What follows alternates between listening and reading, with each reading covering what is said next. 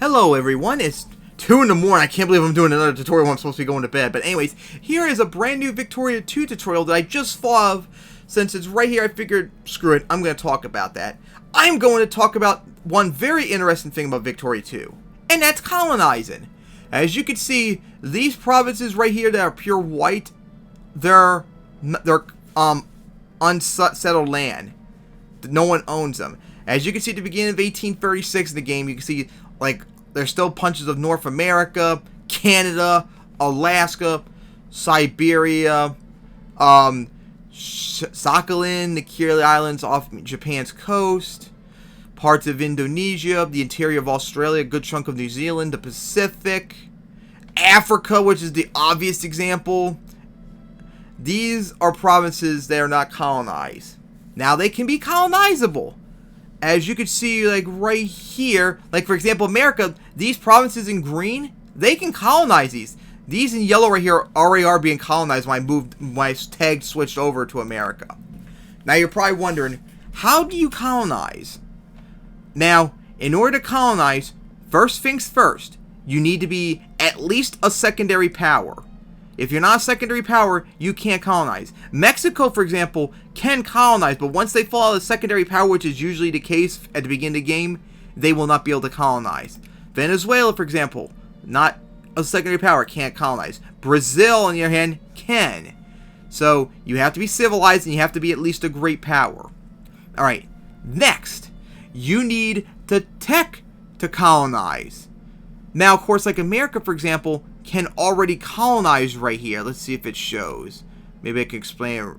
Damn. Okay, well, maybe I can explain right here. Alright, here you go.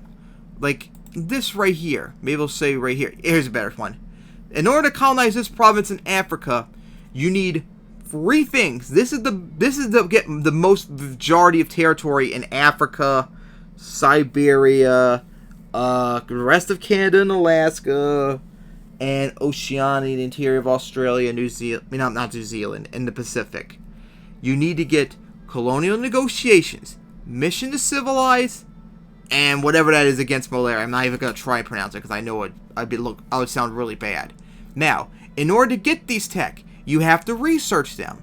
So, the tech you need to research, first in industry, you have to get to inorganic chemistry, which means you have to research basic chemistry, then medicine, and then you have to wait till 1850 to get inorganic chemistry. Next, you need to go into culture and research state and government. So that means you have to research rights of man, ideological fault, wait till 1840 to get to state and government. As you can see right here too, inorganic chemistry. Wait, is it medicine?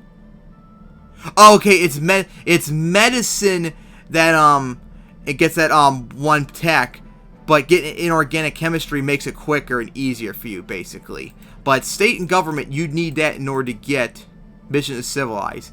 Then, you need to go to Army Tech, and you need to research light armament and get breech-loaded rifles. So, flintlock-loaded rifles, muzzle-loaded rifles, and then finally breech-loaded rifles in the 1850s.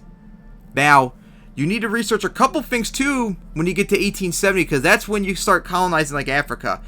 If you need to get a little bit of a speed boost, if you still haven't gotten the tech yet, you need to go for either machine guns, naval logistics, and what was the last one? I think it was economic responsibility. These techs, I believe, help get colonial negotiations quicker, because usually, in my experience, colonial negotiations is the hardest one to get.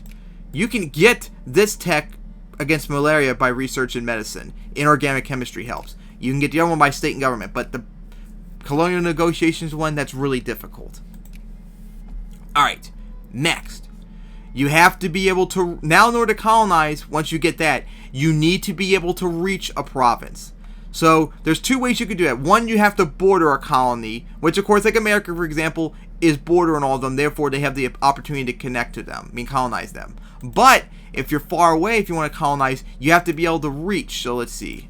Like, for example, like right here, America is too far away. They have to have a nearest naval base. Norfolk. So, yeah.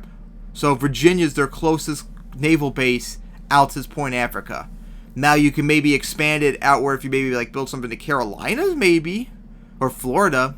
but you're probably not going to expand too far. So you're going to have to, like, expand. In order to, like, colonize this stuff, you have to either have something in Africa, like up here, like around here, or something like that, or have territory off the coast of Brazil right here. Or it's like, I think maybe like somewhere around here. Let's see if it shows, like, the range. Because occasionally it does show the naval range. I think you got to press on the ships. Let's see, where's the Navy at? Here's a Navy. Alright, it showed up for a second. Let's see if I can get it to show up again. Yeah, like right here.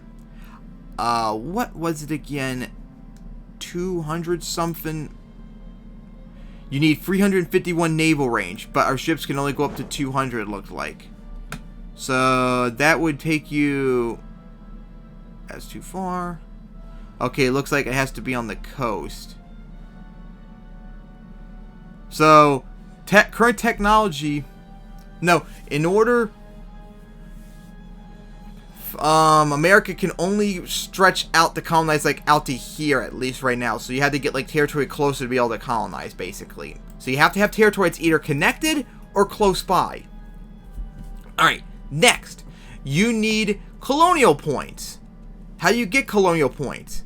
Well, you only get them for being secondary power, so keep that in mind. But in order to get colonial points, you have to research posts. This tech right here, you get 100 colonial points right then and there. But in order to get more colonial points, you have to, 1, build as many naval bases as possible, higher up 2, and 2, you need to build as many heavy ships as possible. As we go right here, you need to build, like, Man of War. Commerce Raider is not a heavy ship, but it still gets you points. Ironclad, Monitor, I don't think cruisers increase. Battleships and dreadnoughts, I think, increase colonial points too. You need to build as many of these ships as possible. Now, of course, in order to build these heavy ships, you got to also research naval tech.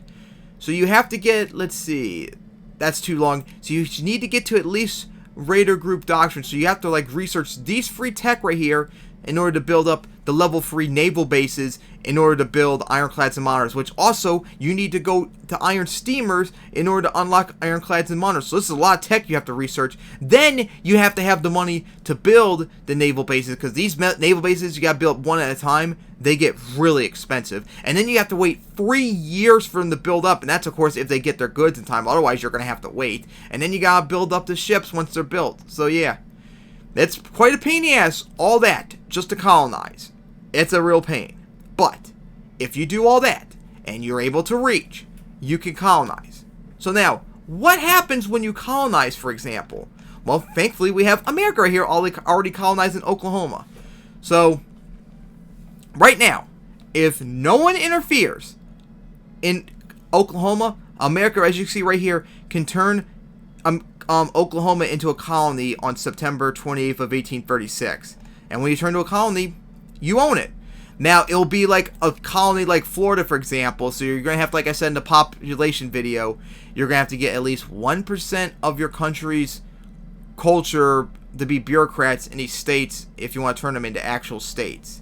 Now, what happens, though, if someone tries to intervene and trying to colonize too?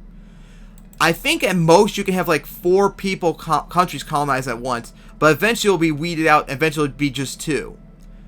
Now, let's say, for example, someone like Mexico, for example, because Mexico's connected to Oklahoma. What if Mexico decides to colonize Oklahoma too? So, matter of fact, let's go over to Mexico and let's try that. Here we go. All right, let's stick with Mexico right now. So, when this happens, come on. When this happens, every 3 months, you can increase the colonial process of that colony. Every 3 months, and it costs colonial points each time you do it. It gets more expensive each time. Now, in order to win, you have to get at least a 3-point lead in the colonial race. Right now, as you see, America and Mexico have 1 point. If either one of them get up to like 4, while the other side's still 1, they win. So if America, of course, they have the more colonial points, outspends Mexico and gets to 4 to Mexico's 1, they will be able to colonize Oklahoma.